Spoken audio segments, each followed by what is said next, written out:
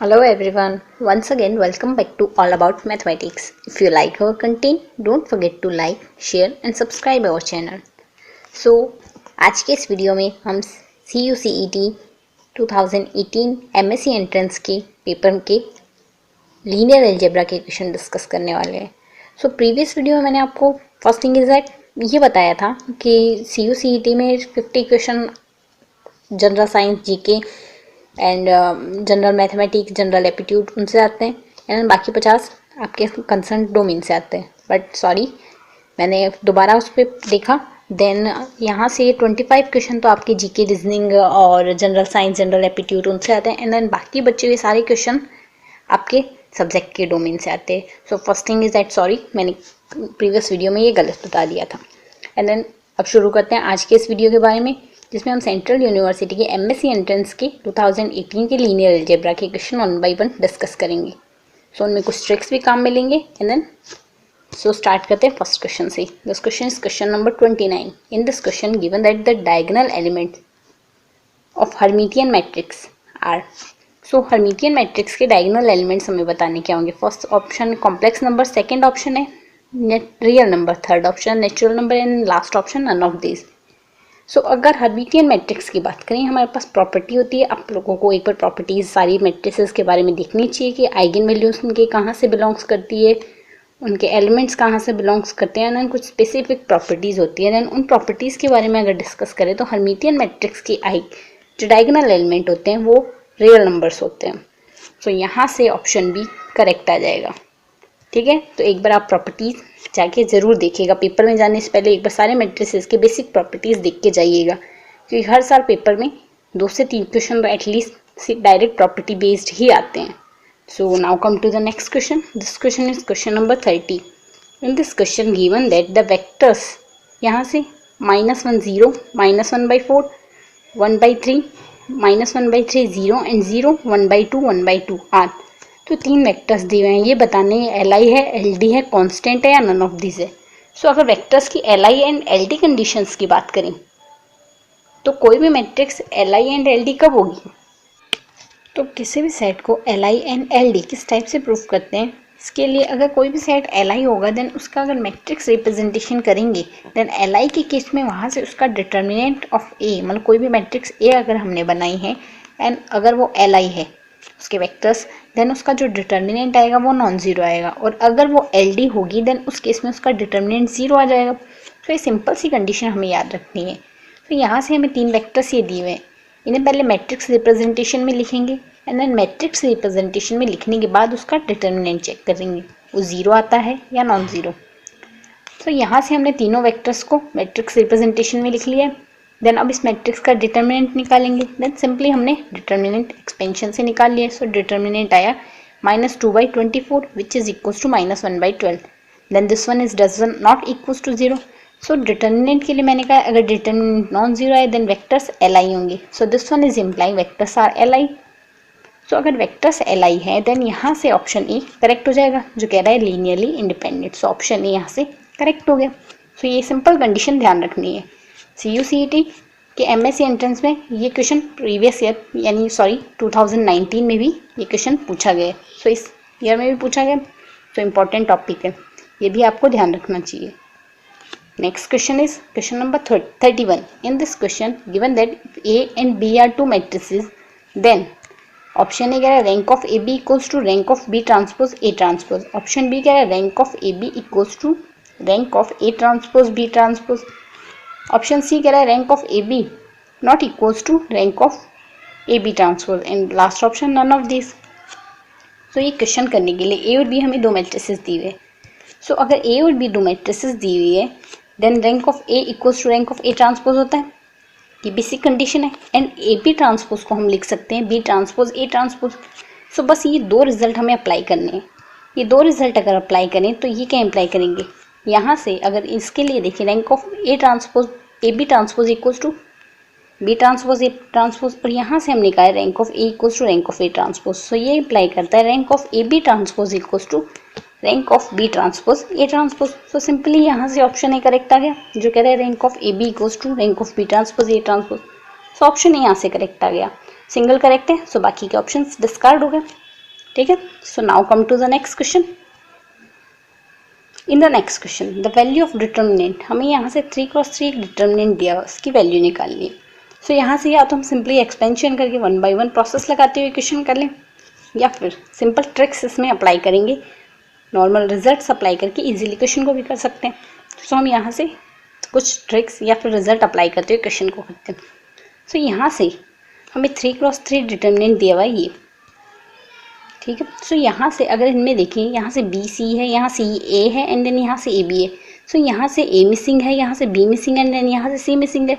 अगर ए B and सी इनको respectively into कर लें देन ये सब सेम हो जाएंगे एंड देन ये एलिमेंट कॉमन आ जाएगा ए बी सी। सो यही ट्रिक लगाते हैं। यहाँ से फर्स्ट रो को हम ए से इंटू कर देते हैं, सेकंड रो को बी से इंटू कर देते हैं एंड थर्ड रो को सी से इंटू कर देंगे, देन ये कुछ इस टाइप से आ जाएंगे। सो यहाँ से इंटू कर दिया। अब यहाँ से फर्स्ट कॉलम की सेकंड कॉलम की अगर बात करें, यहाँ से ए बी सी तीनों में कॉमन है। सो ये हमने कॉमन ले लिया, बाहर निकाल लिया। सो ये कॉलम सिंप्लीफाई हो गए यहाँ से 1 1 एंड 1 से। एंड देन सिमिलरली यहाँ से फर्स्ट कॉलम की बात करें, फर्स्ट कॉलम में A B square C square है, A square B C square है and then A square B square and C है।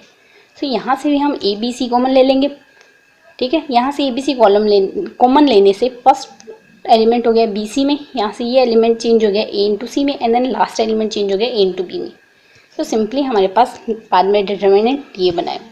अब इसे सिंप्लीफाई करने के लिए हम फर्स्ट रो को रिप्लेस कर देंगे यहाँ से। अब यहाँ से हम इसमें फर्स्ट रो को रिप्लेस कर देंगे R1 माइनस R2 से and then similarly second row को रिप्लेस कर देंगे R2 माइनस R3 से। सो R1 माइनस R2 से रिप्लेस करने से ये एलिमेंट क्या चेंज हो गया, B into C minus A into C and then 1 minus 1 equals to 0 and then this one. यहाँ से अगर देखें ये ए बी एंड ये बी ए कैंसिल आउट हो गया, कम्यूटेटिव प्रॉपर्टी होती है A B equals to B A. So यहाँ से ये आ गया A into C minus B into C. Similarly second row को भी रिप्लेस कर देंगे ना, नई वैल्यू आ जाएगी। अब यहाँ से अगर देखें ये B into C minus A into सी है एंड देन यहाँ से ए into C minus B into सी है। सो ये दोनों एलिमेंट सेम है, सिर्फ माइनस का चेंज है। सो यहाँ से अगर B into C minus A into C common ले लेंगे देन ये चेंज हो जाएगा यहाँ से 1 में, ये 0 एज इट इज़ रहेगा एंड देन यहाँ से ये -1 हो गया ना। सिमिलरली सेकेंड रो में भी हम यही प्रॉपर्टी लगाएंगे, ए into C minus A into B common ले लेंगे। सो ये सिंप्लीफाई हो जाएगा 1 0 एंड -1। सो हमने पहले भी डिस्कस किया है किसी भी डिटर्मिनेंट की 2 रोज या 2 कॉलम्स आइडेंटिकल होंगे देन इस केस में उसका डिटर्मिनेंट 0 आ जाएगा।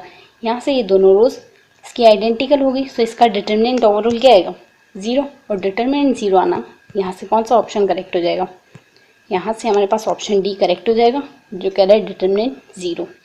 सो क्वेश्चन नंबर 32 में ऑप्शन डी करेक्ट हो गया। Now come to the next question. So in the next question number 33। Question number 33 में क्या कहता है, क्वेश्चन नंबर 33 कहता है if V is n dimensional vector space then any subset of V containing m element is Li।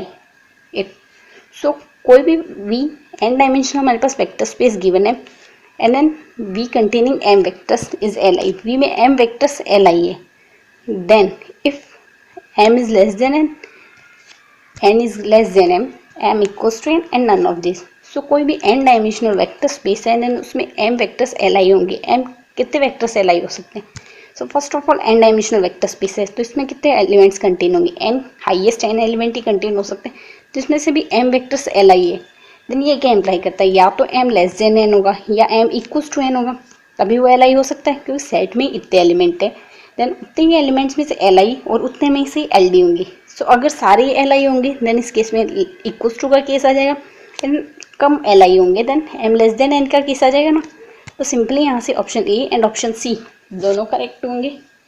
सो ये benefit of doubt में जाके इस क्वेश्चन के या तो सबको मार्क्स मिलेंगे या किसी को नहीं मिलेंगे, या फिर जिन्होंने इसे अटेम्प्ट किया होगा उन्हें मिलेंगे। So now come to the next question, question number 34। In this question, ये क्वेश्चन 2019 में भी आस्क किया गया है। सो सेम क्वेश्चन 2018 में आस्क किया गया था, तो इससे आप देख सकते हो क्वेश्चन रिपीट भी होते हैं। तो आपको प्रीवियस ईयर के क्वेश्चन ध्यान से देखनी चाहिए क्योंकि उनमें से क्वेश्चन रिपीट होंगे आपकी भी। So the singleton set alpha is Li if and only if, मतलब कोई भी सिंगलटन सेट Li कब होगा, जो सिंगलटन सेट, सो हमें ये पता है कोई भी सेट जो 0 कंटेन करता है वो Ld होता है, और एक सेट है जो सिर्फ 0 कंटेन कर रहा है वो डेफिनेटली Ld होगा। सो यहाँ से सिंगलटन सेट है, एक ही एलिमेंट कंटेन कर रहा है। सो अगर ये भी एलिमेंट अगर 0 हो जाए तो इस केस में क्या होगा, ये सेट LD हो जाएगा। सो इसे Li होने के लिए क्या होना चाहिए, ये सेट, ये एलिमेंट 0 नहीं होना चाहिए। So this one is implying alpha does not equals to 0। Simply यहाँ से ऑप्शन बी करेक्ट हो जाएगा। Now come to the next question. In the next question, ये क्वेश्चन भी 2019 में आस्क किया गया था। बस यहाँ से V एंड W की जगह कुछ और डिजिट लिए गए थे, यहाँ से कुछ और अल्फ़ाबेट लिए गए थे एंड सेम क्वेश्चन आस्क किया गया था। So in this question number 35, given that if V is a finite dimensional vector space and W is any vector space both over the same field, V and W दोनों same field पे है, then V to W is a linear transformation. So ये एक linear transformation होगा। Then अगर ये linear transformation है, then rank nullity theorem में क्या कहती है, rank of T plus nullity of T equals to N, and then यहाँ से जो N लिया जाता है ये फर्स्ट पे लिया जाता है, like T V to V dash अगर कोई लीनियर ट्रांसफॉर्मेशन है and dimension of V equals to N है, then rank of T plus nullity of T equals to N होगा। सो यहाँ से V को V में ही रखा गया एंड V डैश को W से रिप्लेस किया गया है। सो सिंपली यहाँ से N क्या है हमारे पास, डायमेंशन ऑफ V। सो यही कंसेप्ट लगा के हम कौन सा ऑप्शन करेक्ट करेंगे, rank of T plus nullity of T equals to dimension of V। So simply option A correct हो जाएगा from rank nullity theorem. So now come to the next question. In the next question, question number 36, given that the set of equations, हमें यहाँ set of three equation दी है, is consistent when. सो यहाँ से ये बताने कंसिस्टेंट कब होगी। फर्स्ट ऑफ ऑल हमें पता होना चाहिए कोई भी set of equation, system of equation consistent कब होती है और कब नहीं होती है।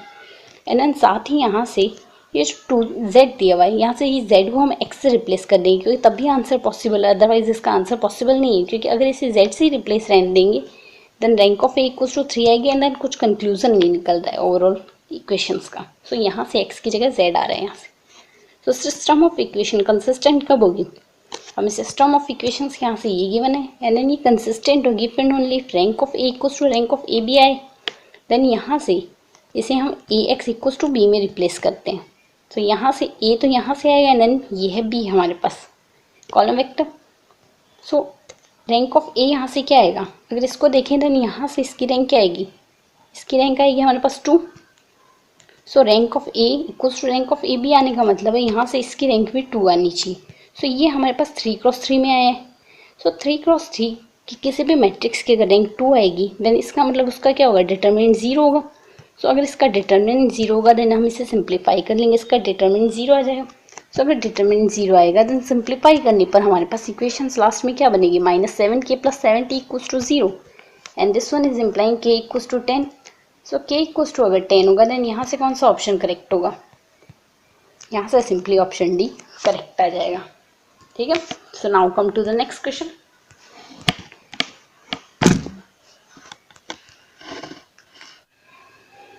So in the question number 37, given that if A हमें 3x3 मैट्रिक्स गिवन है then characteristic polynomial for A is, so यहाँ से A के लिए कैरेक्टरिस्टिक पॉलिनोमियल निकालना है। तो जैसे 2x2 मैट्रिक्स के लिए हमने कैरेक्टरिस्टिक पॉलिनोमियल किस टाइप से निकाला था, x² minus trace into x, trace of A into x plus determinant of A। तो यही प्रोसेस अगर यहाँ से लगाएं देन 3x3 मैट्रिक्स के लिए भी यही प्रोसेस होगी, उसमें सिर्फ फॉर्मूला कुछ मॉडिफिकेशन हुआ है। 3x3 मैट्रिक्स के लिए हमारे पास जो कैरेक्टरिस्टिक इक्वेशन बनती है वो बनती है x³ minus trace of A into x² plus A11 A22 and A33। यहाँ से ये डिटर्मिनेंट है हमारे पास जो मेन डायगोनल की डिटर्मिनेंट बनेंगे, लाइक A11 यहाँ से बनेगा इस 2x2 के लिए एंड A12 बनेगा हमारे पास, A22 बनेगा यहाँ से this one and this one, ये 4 एलिमेंट लेंगे, लाइक यहाँ से लेंगे 3 - 1 2 एंड 0 एंड देन लास्ट जो बनेगा वो बनेगा हमारे पास यहाँ से इसमें 2 - 1 2 एंड 0। सो यहाँ से इसी प्रोसेस को अगर लगाएं देन इस टाइप से हमारे पास बनेंगे। सो यहाँ से माइनस डिटर्मिनेंट ऑफ A, तो इस प्रोसेस को अगर लगाएंगे देन यहाँ से x³ minus trace of A into x² plus A11 इन A22 plus A33 into x and minus determinant of A equals to 0। सो ये बनेगा, ये यहाँ से सम ऑफ डायगोनल कोफैक्टर्स हैं, जिसे कहते हैं सम ऑफ डायगोनल फैक्टर्स, या फिर ट्रेस एडजॉइंट भी कहते हैं। ट्रेस एडजॉइंट यहाँ से आएगा, ये जो भी हमारे पास आइगन वैल्यू आएगी लाइक λ1 λ2 एंड λ3, 3x3 के लिए 3 डायगोनल वैल्यूज आएगी, आइगन वैल्यूज आएगी हमारे पास। सो यहाँ से इनके प्रोडक्ट करके इनका सम करेंगे रेस्पेक्टिवली, यानी λ1 into λ2 plus λ2 into λ3 plus λ1 into λ3। तो यहाँ से ये ट्रेस एडजॉइंट होगा, सो ये निकाल लेंगे। देन सिमिलरली तो यहाँ से अगर इसे सिंप्लीफाई करेंगे देन यहाँ से ये ट्रेस इंटू एक्स स्क्वायर आ रहा है। सो यहाँ से ट्रेस क्या आएगा, ट्रेस होगा डायगोनल एलिमेंट्स का सम। सो डायगोनल एलिमेंट्स है यहाँ से 3, 2 एंड 0। सो 3 + 2 इंटू 0 इक्वल्स टू 5x² आएगा। बट अगर यहाँ से तीनों इक्वेशंस देखी देन 5x² तीनों में कहीं नहीं है। सो ये क्या इम्प्लाई करता है, नन ऑफ दीज यहाँ से आंसर हो जाएगा। तो या तो हम इसका पूरा कैरेक्टरिस्टिक पॉलिनोमियल निकालते हैं, सिंपली हमने फॉर्मूला में वैल्यू रखी है, देन सिंपली हमने फाइंड आउट कर लिया, यहाँ से ऑप्शन डी करेक्ट होगा। ठीक है, so now come to the next question.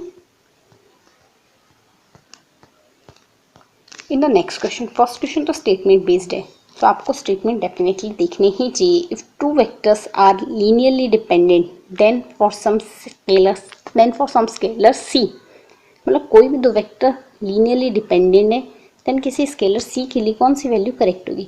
सो किसी स्केलर के रेस्पेक्ट में कोई भी दो अगर वेक्टर्स लीनियरली डिपेंडेंट है देन उन्हें करस्पॉन्डिंग एक दूसरे के प्रोडक्ट के रूप में लिखा जा सकता है, किसी भी स्केलर से प्रोडक्ट के रूप में। सो ये क्या इम्प्लाई करता है, अगर किसी स्केलर से प्रोडक्ट के रूप में लिखा जाएगा देन स्केलर इंटू दूसरा vector which is equals to first vector, या तो इस टाइप से हो जाएगा alpha equals to c beta, या फिर ऐसे लिख सकते हैं beta equals to c alpha, एक दूसरे को स्केलर प्रोडक्ट के रूप में लिख सकते हैं। सो ये इम्प्लाई करता है, यहाँ से ऑप्शन ही करेक्ट हो जाएगा। सिंपली फॉर्मूला में हमने वैल्यू रखी है, फॉर्मूला यही कहता है लीनियरली डिपेंडेंट होते क्या है, दो वेक्टर लीनियरली डिपेंडेंट होंगे देन उन्हें एक दूसरे के स्केलर मल्टीपल के रूप में लिखा जा सकता है।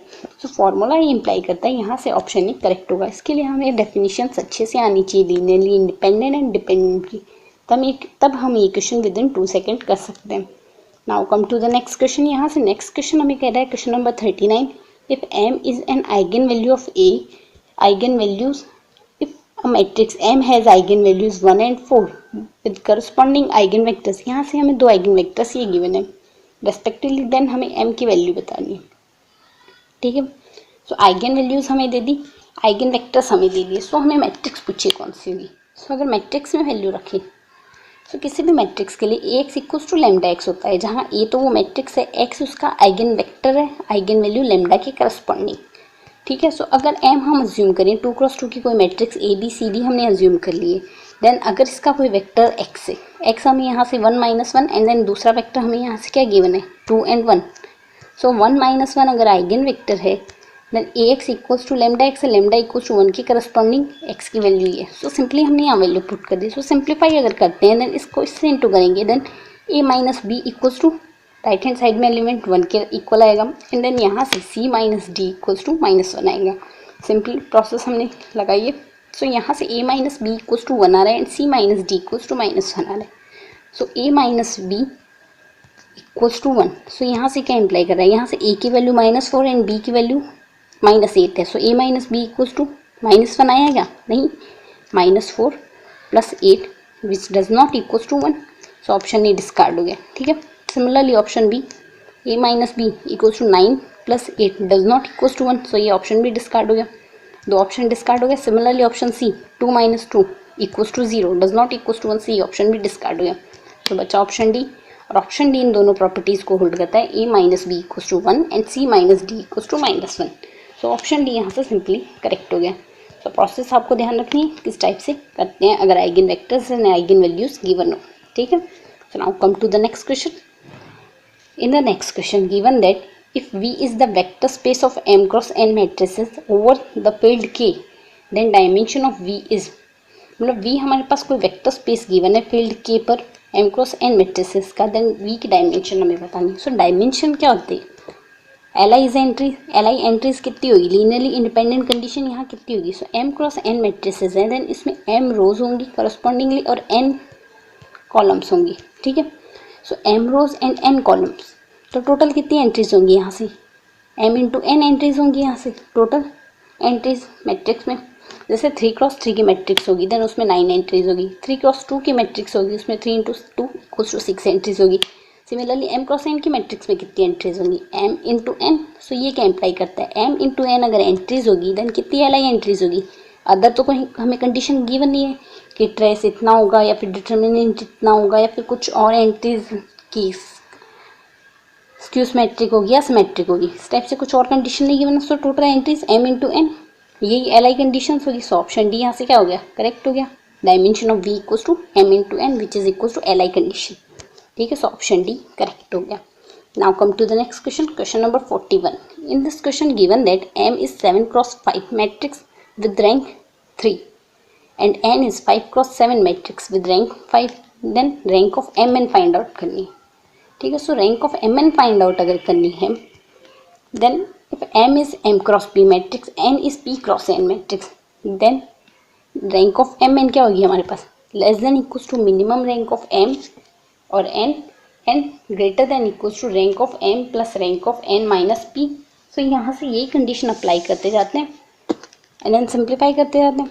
सो रैंक ऑफ m हमें 3 गिवन है, रैंक ऑफ n 5 गिवन है, p की वैल्यू यहाँ से 5 है क्योंकि 3×5 एंड 5×7 की मैट्रिसेस गिवन है ना हमें यहाँ से।